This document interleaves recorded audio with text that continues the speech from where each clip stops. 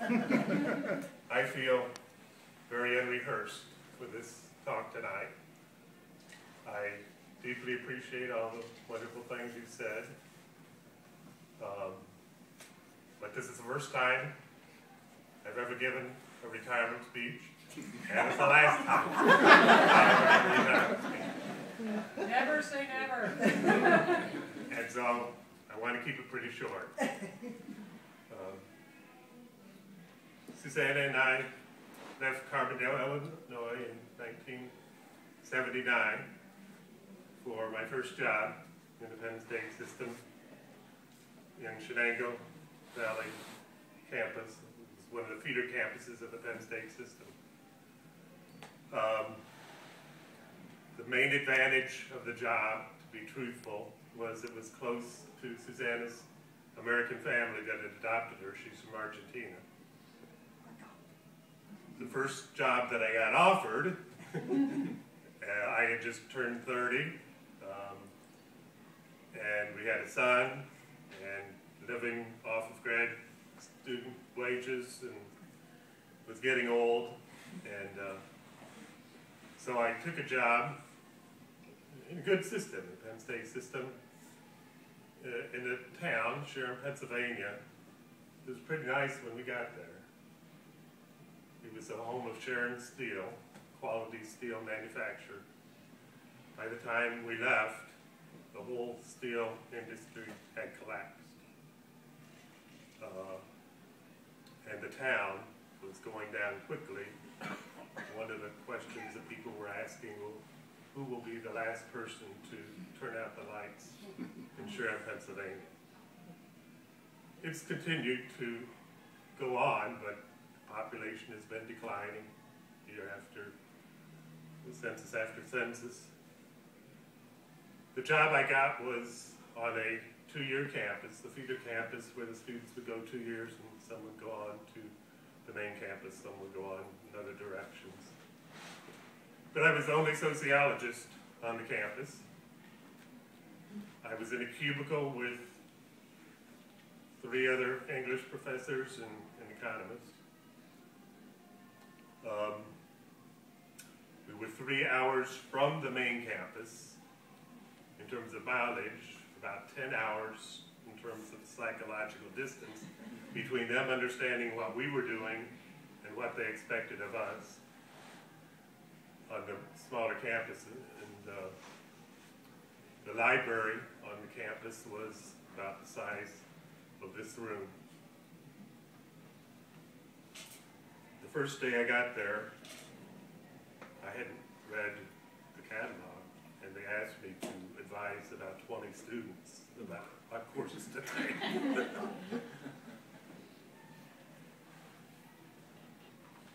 Although it was wonderful being close to Susanna's family, my family now, our kids got to grow up with their grandma and grandpa and the cousins, her wonderful American family. It was not a very good place for my academic career to continue. And we began looking at other possibilities. And I saw this advertisement about something I never planned to do. I got really trapped by a student who came to me one time, this non-traditional older student, who said that he'd do something that would really be valuable to students. And I asked him what it was, and he said, develop an internship program. And he explained to me what it involved. And I knew in the Penn State system that that counted nothing but negatives.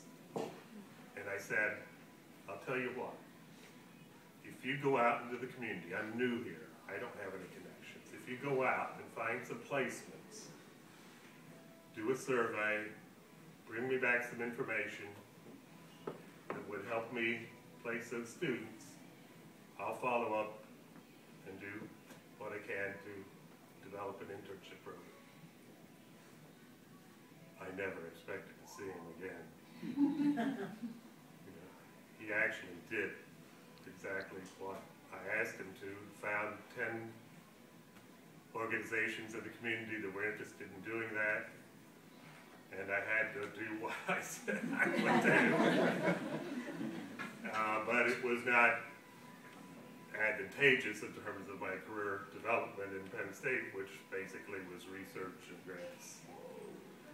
And then I see this advertisement in the newsletter, the American Sociological Newsletter, about somebody who could do this. And it just jumped out at me. I thought, well, actually, as I did the internships, I found I enjoyed it. I like working with students, I like working with the people in the community, and the job really appealed to me, but I wasn't real excited about moving to the South for family reasons. We had a family in Pennsylvania, my family's in Illinois, so we're going to be losing our American family, Susanna's American family, moving farther away from my family in Illinois, until I got here and met the faculty, got to see the opportunities, realized what a great place North Carolina is, Greenville is, and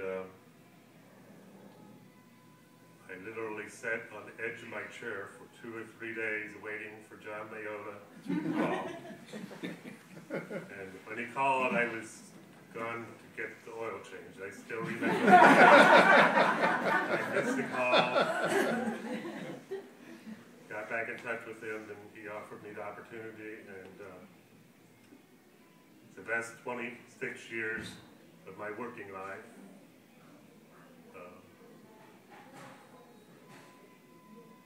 Some of you may have noticed once in a while I'm pinching myself.